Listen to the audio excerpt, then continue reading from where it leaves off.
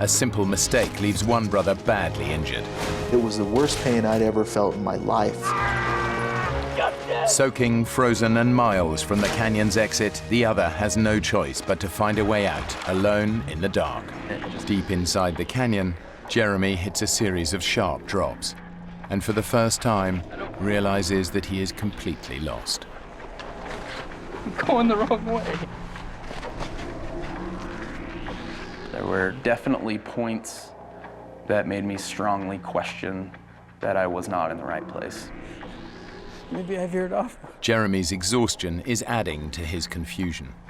Instead of listening to his instincts, he plows on, getting further and further from the canyon's only exit. Something was wrong. I knew something was wrong. But I hadn't seen my side canyon. And the terrain is getting worse and worse. In daylight, this climb would be a challenge. In the dark, it's practically suicidal.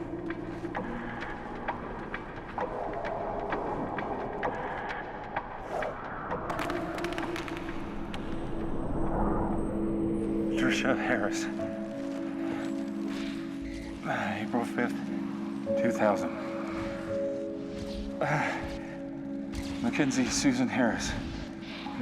Mackenzie Susan Harris.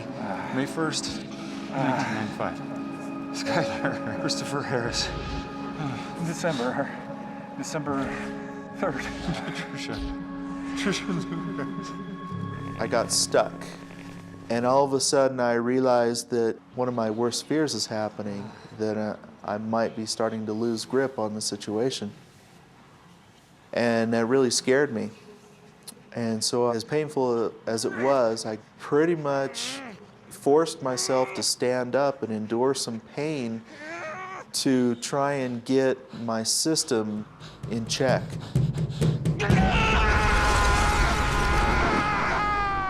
Pain would just shot right up in through my nerves, right up into my knee. It was terrible, but it woke me up.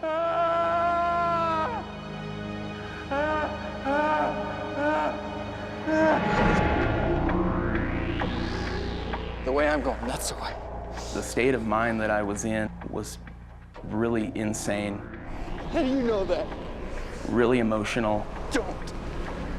I didn't feel like I was talking to God. You sure this is the right way? But I had to talk to somebody.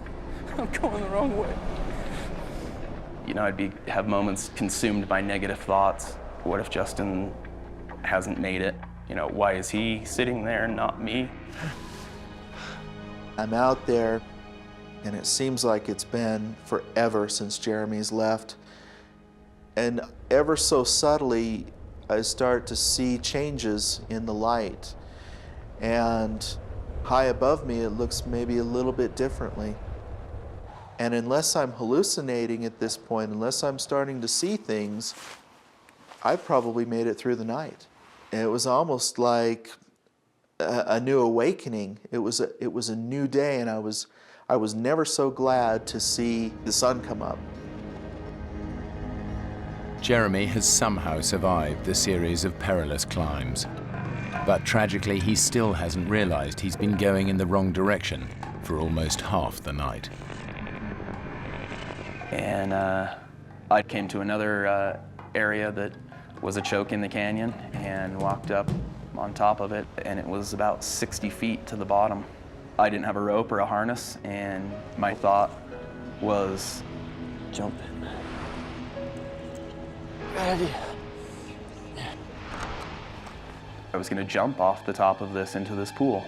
Jeremy is so exhausted that it's affecting his judgment. There is no chance that he will survive this jump. Jump in, jump in, jump in. Yeah.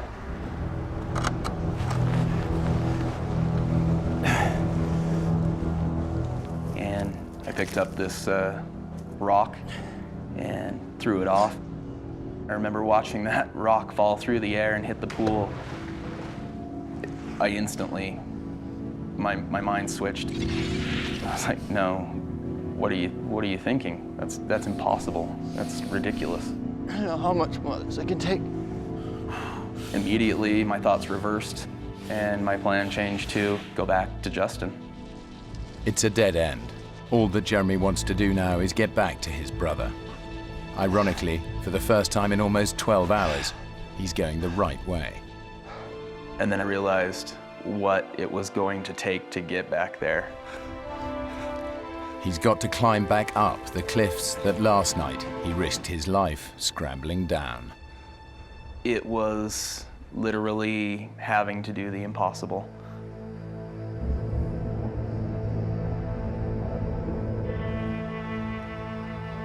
For Justin, daylight brings a new sense of hope that rescue is on its way.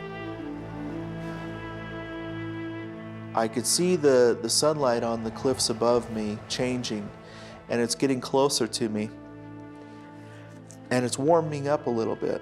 For the first time since I had been out there, it was almost bearable.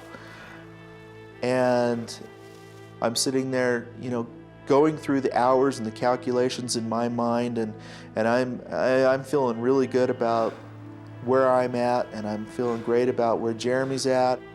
I'm thinking in my mind that he's probably back to camp, and he's got help coming, and I'm gonna get out of here, and I'm gonna have one heck of a story to tell. And hopefully my wife won't kill me when I get home.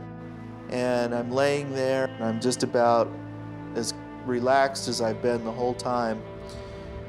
And then the sun goes away.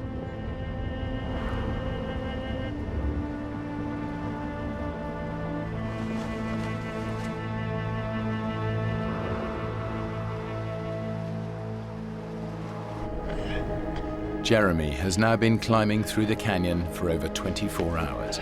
He's exhausted, but driven on by a single thought: to get back to his brother.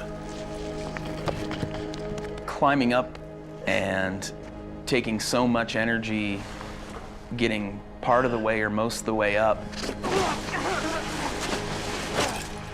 I had never felt so drained.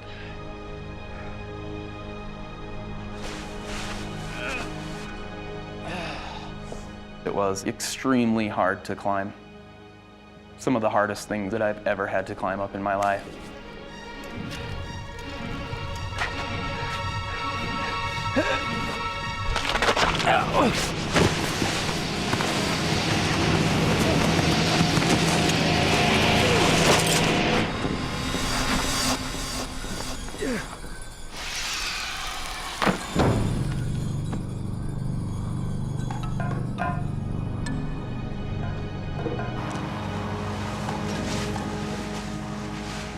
I'm thinking that by now I should have seen somebody.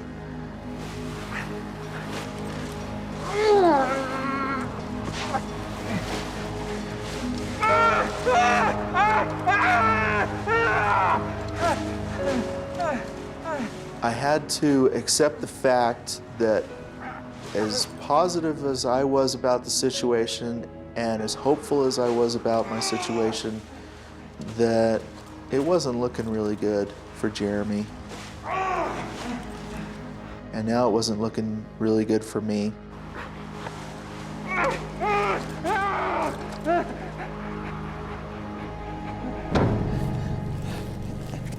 Looking back on it, climbing up these pour-offs, what I remember of it, maybe faced with knowing that it was impossible, I was able to find strength inside me somewhere and abilities that I didn't believe I had or existed. It's strange to think about, and I truly don't know how, but I made it.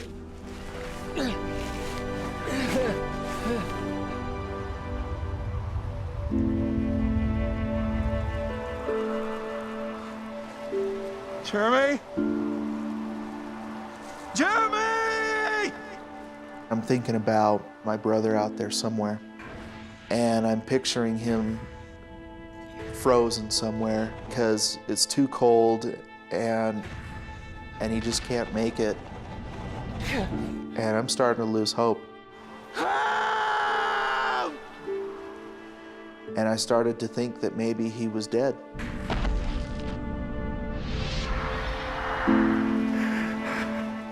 But as Justin struggles with his fears, miles down the canyon, Jeremy is suddenly confronted by his terrible mistake. He stumbles across the side canyon exit. Disoriented by the darkness, he simply missed it the night before. It was so obvious. I can't conceive how I would have missed it, other than just the state of mind that I was in. I definitely should have seen it.